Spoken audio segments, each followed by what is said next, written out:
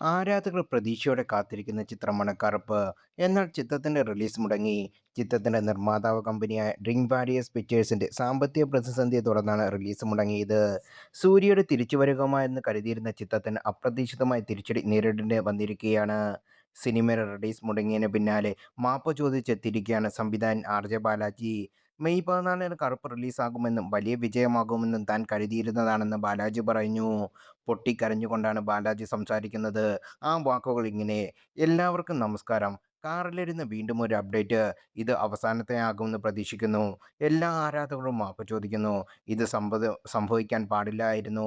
Cinema കാണാൻ അത്രയും ദൂരം യാത്ര ചെയ്ത് രാവിലെ 9 മണിക്ക് തിയേറ്ററിലെത്തിയ തമിഴ്നാട്, കേരളം, ആന്ധ്ര എന്നിവിടങ്ങളിലെ പ്രിയപ്പെട്ടവർ ആത്മാർത്ഥമായി ക്ഷമ ചോദിക്കുന്നു.